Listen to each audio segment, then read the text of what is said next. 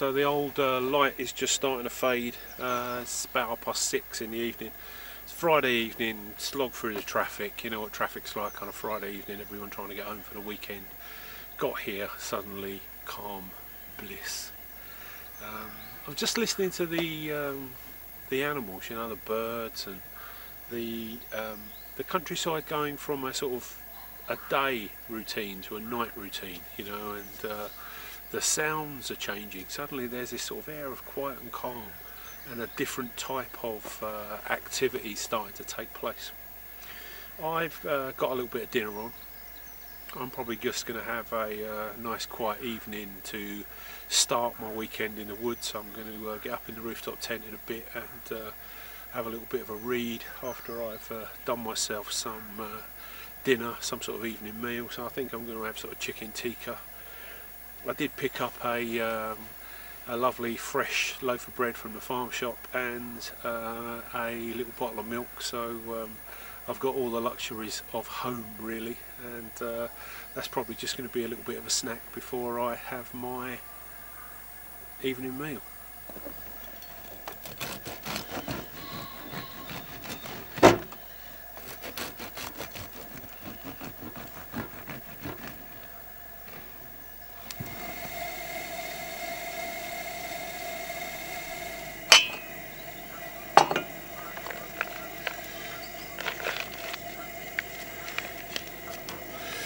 Wish I'd have brought some naan breads, but that lovely oatmeal is just going to have to do.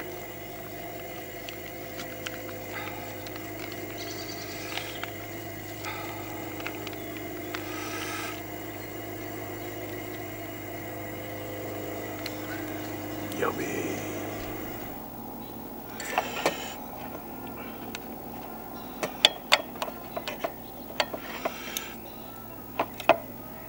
Standing room only.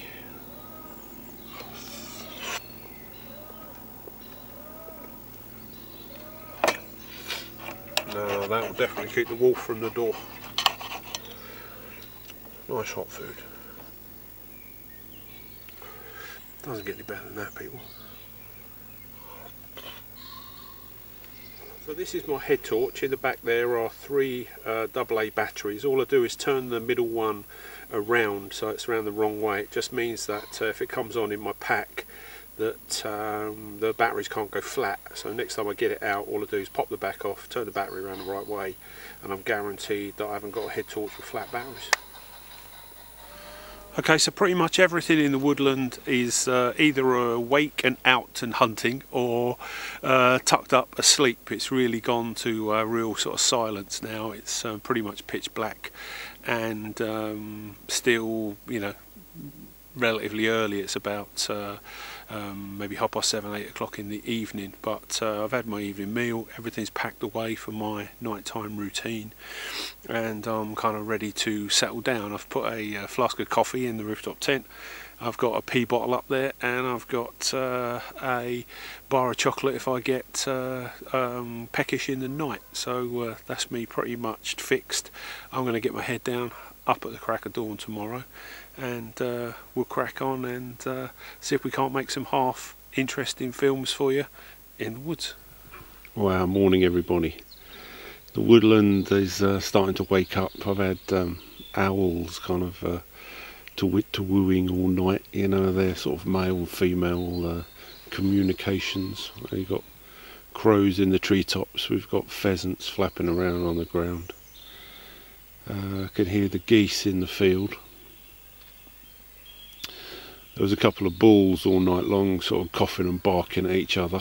It was quite funny.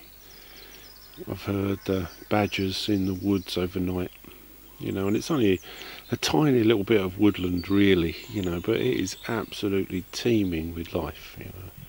You can just see the kind of sun coming up. I just sort of opened the tent up. I've had my first cup of coffee of the morning. What I tend to do is sort of boil up a flask before I go to bed, and that way if you know, if you get cold during the night or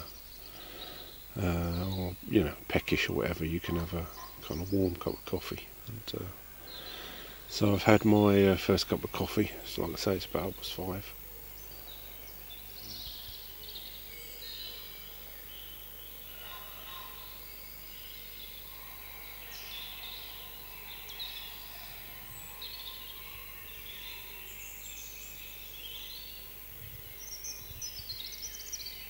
I kind of slept last night just with the sleeping bag dragged over me.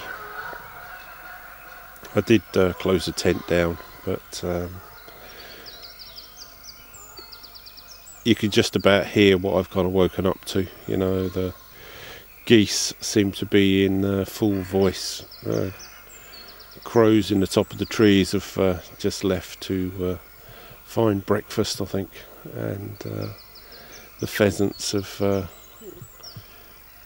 finished flapping around, and I think they're up and out and looking for their first meal. And I've had my sort of 30-minute snooze, so I guess it's even time for a roach in a rooftop tent to get up. We'll get the kettle on, we'll have our first cup of tea of the day, and then make a plan.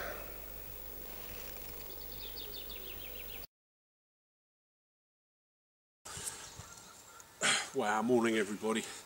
Let's get the blood going. So a transition from a nighttime routine to a daytime routine. Was a little bit chilly this morning.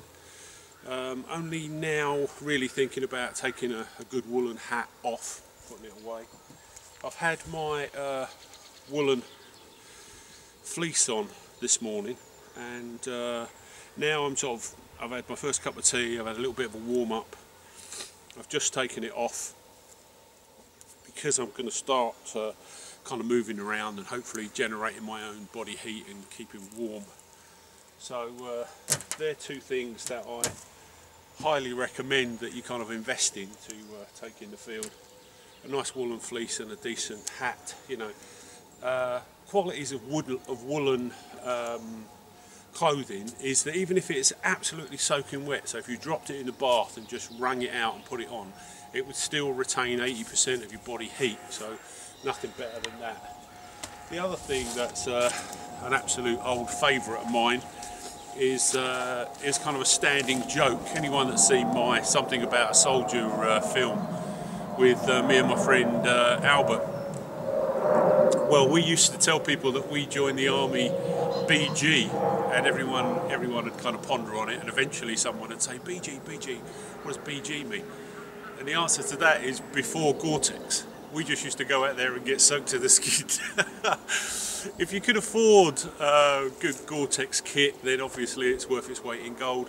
If you can't, maybe an alternative is a wax cotton jacket. So this is a Barber, and in itself it was quite expensive. Good thing about them is you can reproof them, and you know, they would pretty much last you forever.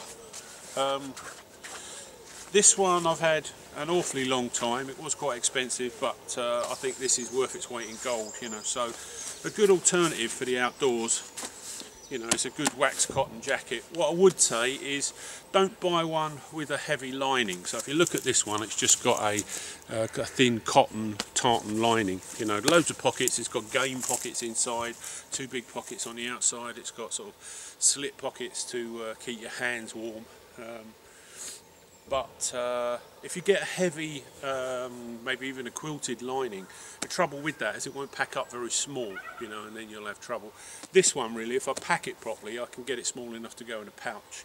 I've also got another one without any lining at all, you know, and that one goes down to kind of next to nothing. So don't be frightened, you know. Gore-Tex is brilliant, but it's quite expensive. You can get a cheap wax cotton jacket, you know, for probably a fraction of the money, and if you proof it properly, it will be just as good. The other thing about wax cotton, of course, is it's breathable, you know. I slept last night. I've got a long sleeve kind of thermal vest on. Then I've got a 511 cotton t-shirt, and I've got my combat jacket. That's pretty much all I slept in. all I did with my sleeping bag really was just dragged it over the top of me. I didn't even bother to get in it, although it was a little bit chilly this morning. And that's about it really. So that's the morning. I've had the first cup of tea. Now I'm going to crack on, do a little bit of that. Wow, so I'm just running the truck for sort of 10 or 15 minutes to charge all of my electrics up, but got the Gold Zero Nomad 7, which I've been charging the video camera with, and that's all good. Last night I started to talk to you about a map magnifier, and it was a little bit tricky. That's my map magnifier. I think I was really lucky to get hold of one. I'm heading off to the Black Mountains at the end of the month, and I'll definitely be taking it with me. The magnification on the map magnifier is 1.7, because you know, when you get kind of over 50, you know, your eyesight starts to fade a little. The last thing you want to be doing is getting your glasses out, you know, in the middle of the night when it's pouring with rain, sort of thing. So a great little gadget for night nav. Okay, so the map magnifier contains 20 isotope beta lights. They're pretty much guaranteed for 10 years plus. As we have already said, you know, the body of the thing is made of a polymer. It's got scales inside it. The total weight of the map magnifier is 120 grams, so not a lot at all.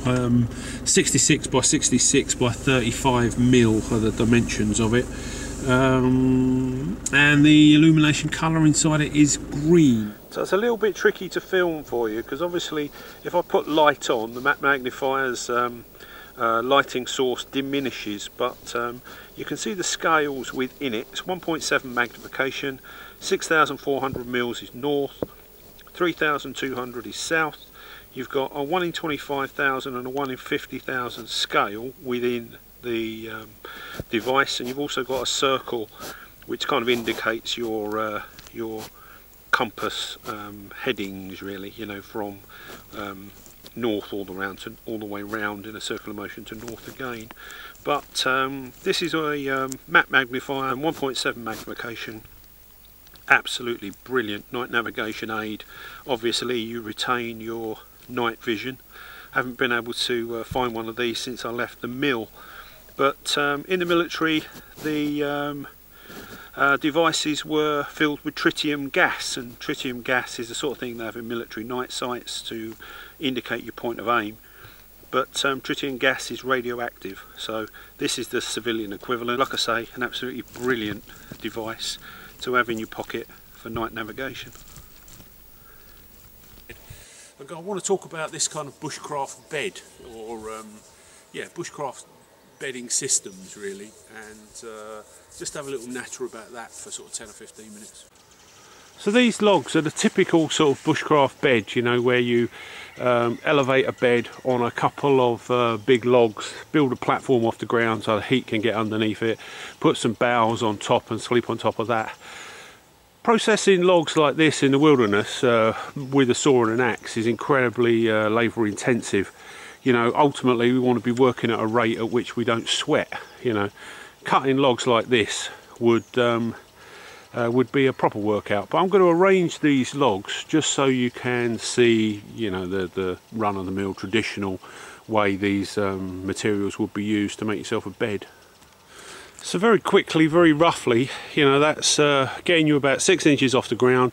Then you're going to put loads of grasses, boughs, foliage to kind of build it up. That gets you off the ground. What I'm going to do is show you a simpler, a lot more efficient way of making a bushcraft bed, just out of boughs and much smaller materials.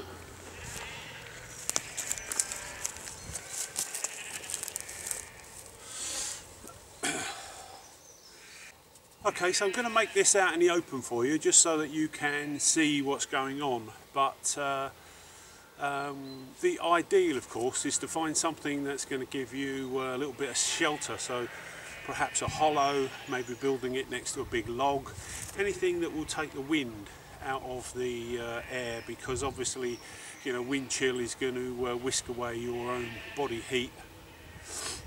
But this little spot's where I'm going to build this bushcraft bed. So this first layer, all the sticks are going the same way. It's going to be about 8 feet long, about 4 feet wide.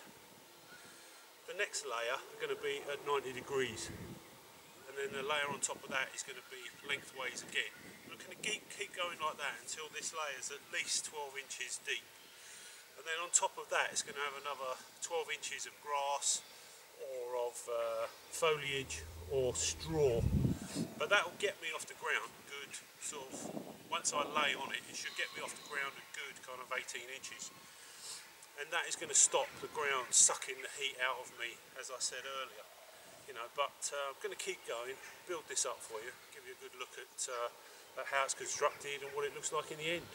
But moving these kind of bush piles, even if you pick it up off the ground, there's no energy in it at all really. You know, you can work at a rate at which you don't sweat. You'll get it done over a couple of hours, or maybe even come back to it a couple of times during the course of the day. But you'll find that you'll have a fairly comfortable bed and you wouldn't have broken your back to build it. So what I'm starting to do now is to put a layer of sticks across the bed. I'm breaking them down, trying to keep them sort of straight, because if you have branches like this one, you know, with bits sticking out, you'll roll over in the night and you get a dig in the side. So when you break your sticks down, just try and keep them fairly straight, and that way it'll just make it a little bit more comfortable for you. So again, we're going to have, you know, another 8 to 12 inches of sticks going this way now, and then we'll repeat the process again until the bed is at least, you know, 18 inches high. Then it'll have the straw on top. It'll take it to about 24 inches off the ground. When you get on it, the whole thing is going to sink like a normal mattress would, and that will still put you a good kind of 12 inches off the ground with some air underneath you, and either green foliage or straw or something to help retain your body heat. But we'll keep building this up until it's sort of 18 inches, 2 feet high, it's 8 feet long, and it's 4 feet wide. The reason you need it that big is because as you sleep on it, so these things will settle and they'll start to spread out a little. So don't skimp on it, you know, don't make it 2 feet wide thinking that's as wide as you need it. Make it 8 foot long, make it 4 foot wide, and that almost guarantees you a really good night's sleep. Okay, so this is just a yardstick that I've generated, kind of from the tip of your finger to the tip of your nose. I've marked it out in roughly 12-inch increments. I touch it in the ground. I think we're just short of 2 feet, so I'm happy that we'll have 18 inches of compressed brush underneath us as soon as we get on it. Now what we want to do is we want another 18 inches of grass, straw, green foliage, something like that. So this is the springs of our mattress, and then what we're going to do is actually build the mattress itself, like I say, out of this long grass, out of straw, out of green foliage, anything that we can find, and that will protect us from all of these sticks. You know, people will be thinking, well, it won't be very comfortable lying on those. You know, so the next layer is going to be our mattress. But don't cheat yourself. Pace it out. 8 foot long, 4 foot wide. The more time you spend now, the better night's sleep you're going to get. The thing about this bed is I haven't used a cutting tool, I haven't used a tool of any kind. I've literally just picked the brush up, stacked it up into an 8 foot long, 4 foot wide pile. Lengthways, use the longer boughs for that, and widthways, use shorter ones. That kind of ties it all together, so when you move in the night it won't move too much under you, although there will be quite a bit of settle in it. You'll still be a good 12 to 18 inches off the ground.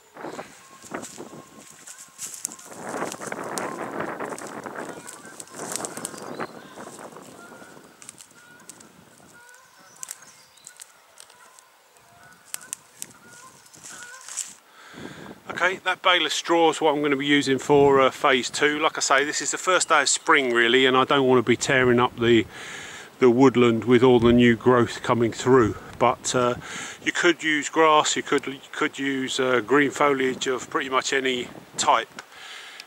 I'm going to be using that bale of straw.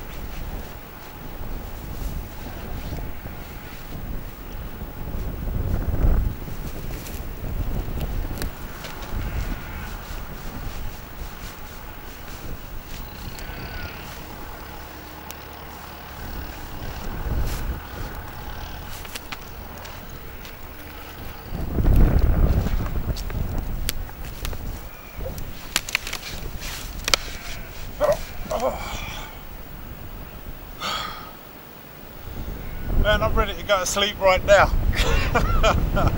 Obviously the prevailing wind's coming from behind me, but it's still, you've got to be acceptant of the fact that as you sleep on it overnight, I'm quite a big lump, you know, but the bed will sink. But with this straw, I can't even feel the timber frame underneath it, you know. So this is a bushcraft bed. This is my interpretation of it. I've made it without a cutting tool or an axe or anything like that. I put the tarp up because it just started to rain, but this is another roach homemade tarp. Just whizzed it up on the sewing machine. It's 7 feet long, 5 feet wide. Blizzard survival sleeping bag here tonight. Mate, I am in clover.